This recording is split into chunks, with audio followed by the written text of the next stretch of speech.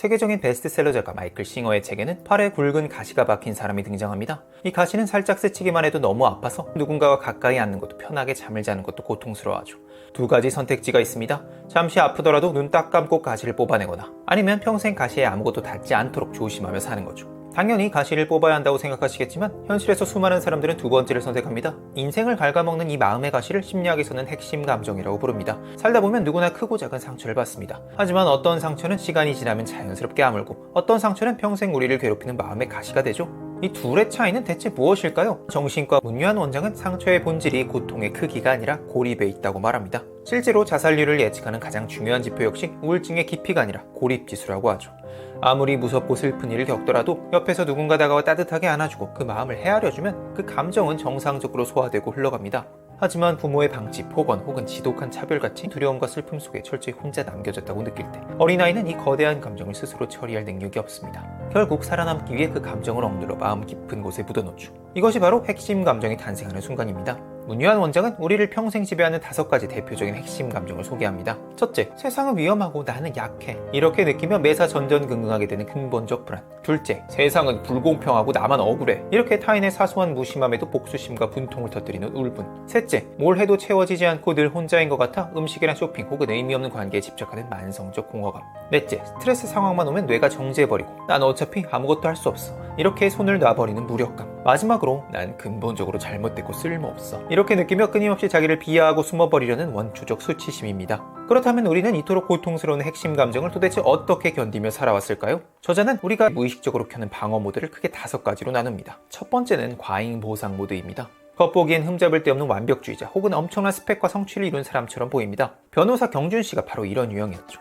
매일 같은 시간에 일어나 아침 독서를 하고 식단과 운동을 철저히 관리하며 자신의 일상을 칼같이 통제했습니다. 하지만 이들의 인생을 돌리는 연료는 열정이 아니라 수치심과 무력감입니다. 어린 시절 아버지의 폭언과 폭력 앞에서 아무것도 할 수 없었던 그 끔찍한 무력감을 다시는 느끼고 싶지 않아서 오히려 정반대로 내 삶의 모든 1분 1초를 강박적으로 통제하려 드는 거죠. 자신이 쓸모없고 초라하다는 느낌을 타인에게 들킬까봐 내가 이렇게 유능해 라며 끊임없이 자기를 과시하기도 합니다. 하지만 이들은 가만히 소파에 누워 쉬는 것조차 인생이 붕괴될 것 같은 불안을 느낍니다. 문유한 원장은 말해요. 이건 자기 관리가 아니라 자기 착취에 가깝다고요. 두 번째는 투사 모드입니다. 인간관계를 마치 편의점 물건 계산하듯 철저한 거래로 여기는 사람들이 있죠. 내가 카톡을 3번 먼저 했으면 너도 적어도 한 번은 먼저 해야 공평한 거 아니야? 사소한 연락 횟수부터 데이트 비용까지 칼같이 계산기를 두드리고 상대방이 조금만 무심해도 마치 전 재산을 사기당한 사람처럼 불같이 화를 냅니다. 왜 이토록 손해보는 것에 예민한 걸까요? 사실 이들의 마음 밑바닥엔 내가 또 무시당하고 이용당할지 모른다 이런 울분이 깔려있기 때문입니다. 이들은 모든 문제의 원인을 밖에서 찾습니다. 내 마음이 지옥인 건 내가 못나서가 아니라 다 너 때문이라고 믿고 싶거든요. 하지만 진짜 무서운 건 그 다음 단계입니다.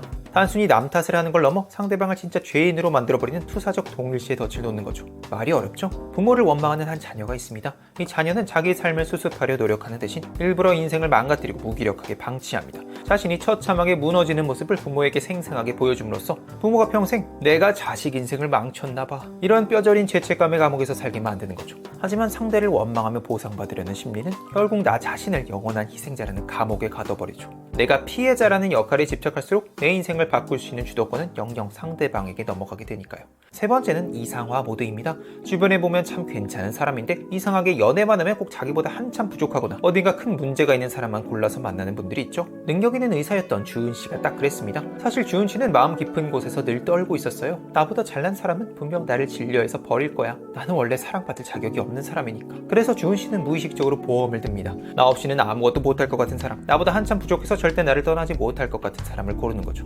그런데 여기서 더 희한한 일이 벌어집니다. 주은 씨는 그렇게 부족한 상대를 만나면서도 그를 완벽한 구원자로 받들어 모셔요. 이 사람의 사랑만 있다면 내 불행한 삶도 180도 바뀔 거야. 이걸 심리학에서는 원초적 이상화라고 불러요. 하지만 안타깝게도 현실의 연애는 마법이 아니죠. 상대방이 약속 시간에 늦거나 사소한 단점을 보이는 순간 주원 씨의 환상도 산산조각 납니다. 그리고는 바로 태도를 싹 바꿔서 상대를 끔찍하게 깎아내리기 시작해요. 날 구원해줄 줄 알았는데 고작 이 정도밖에 안 되는 인간이었어? 어제까지 신처럼 떠받들던 사람을 오늘은 세상에서 가장 쓸모없는 쓰레기 취급을 하는 겁니다. 이걸 원초적 평가절하라고 합니다. 이런 분들은 상대를 사랑하는 게 아니에요.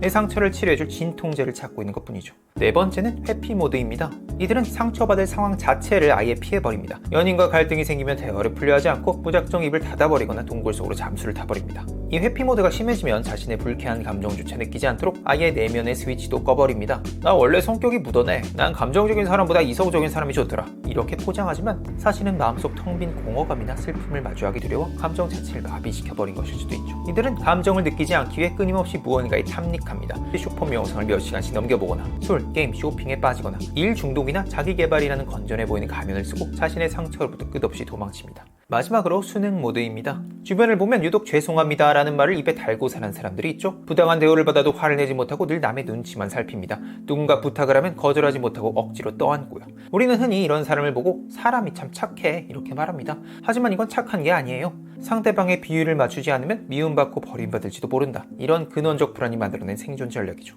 심리학에선 이를 비위 맞춤 반응이라고 부릅니다. 어린 시절 나에게 심리적 고통을 주는 부모에게서 도망칠 수도 맞서 싸울 수도 없었던 아이가 선택할 수 있는 유일한 방법은 오히려 그 폭군 같은 양육자의 기분을 맞춰주는 것뿐이었습니다.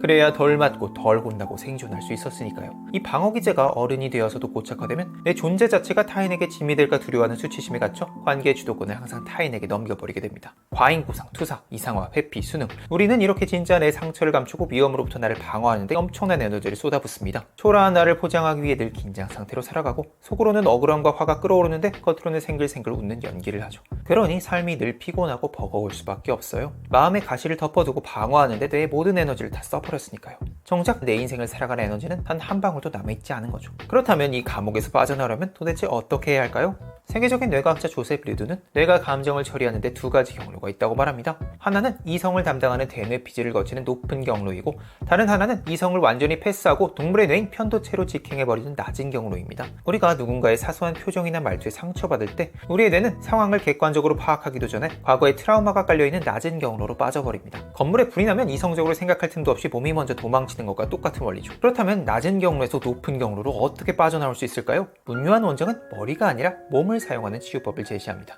가장 첫 번째 단계는 바로 환승입니다.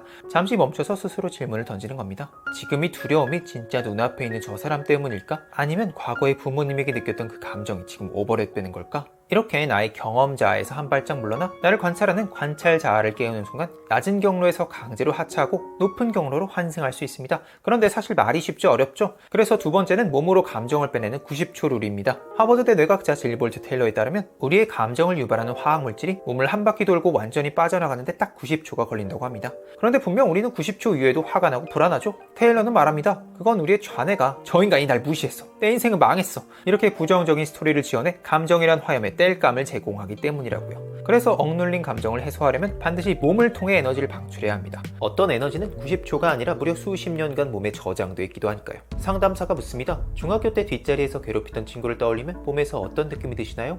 가슴이 답답하고 뒤통수가 쭈뼛거려요. 그 친구가 제 옷을 잡아당기고 주먹으로 뒤통수를 때렸어요. 또 어떤 느낌이 올라오시나요? 하지 말라고, 저리 가라고 밀쳐내고 싶은 충동도 느껴져요. 근데 입 밖으로는 아무 소리도 안 나요. 말이 떨어지지 않네요. 그럼 이건 어떨까요? 상담실 벽을 붙잡고 힘껏 밀쳐보세요. 그때 하고 싶었던 그 이야기를 소리내어 이야기해보세요. 그러자 내 남자가 얼굴이 붉어질 정도로 세게 온몸으로 벽을 밉니다. 야, 이제 그만 좀 괴롭혀! 위협적인 상황에서 신경계는 싸우거나 도망치기 위해 엄청난 에너지를 몸에 끌어올립니다. 하지만 반격하거나 도망치지 못하고 얼어붙은 채 상황이 종료되면 그때 발산되지 못한 에너지가 사라지지 않고 우리 몸의 근육과 신경계에 고스란히 갇히게 되죠. 정신분석학자 비렐름 라이는 이렇게 억압된 감정과 트라우마가 몸의 만성적 긴장과 경직으로 굳어지는 현상을 감정의 갑옷이라고 말합니다. 그래서 상담실에서 벽을 밀치고 소리를 지르는 건 단순 퍼포먼스가 아니라 오랜 시간 중단되어 있던 신체적 반응을 마침내 완결시키고 감정의 갑옷을 벗어내는 과정이죠. 하지만 가장 깊고 근본적인 치유는 마지막 3단계에서 일어납니다. 소위 건강한 어른 자아의 재양육이라고 불러요. 90초 동안 몸을 지켜본 뒤 눈을 감고 상상해보세요. 오래전 아무에게도 위로받지 못하고 웅크려 울고 있는 어린 당신이 있습니다. 이제 어른이 된 당신이 그 방의 문을 열고 걸어 들어가요. 섣불리 야, 이제 다 지나간 일이야, 잊어버려, 이렇게 다그치지 마세요. 아이에게 억지로 긍정적인 생각을 강요하지도 마세요. 그저 그 아이의 옆에 가만히 앉아 그 고통을 끝까지 들어주기만 하는 겁니다. 네 잘못이 아니야. 그 힘든 시간을 혼자 버텨주느라 정말 고생했어. 이제는 내가 널 절대 혼자 두지 않을게. 어린 시절 어른에게 받지 못했던 그 위로와 안정감을 이제 어른이 된 내가 나에게 직접 건네는 거. 나의 못난 모습을 혐오하는 대신 깊은 자기 연민으로 안아주는 거. 이렇게 과거를 온전히 애도하고 나면 핵심 감정의 도끼도 서서히 빠져나갑니다. 그렇다면 이 가시가 빠져나간 빈자리에는 무엇이 남게 될까요?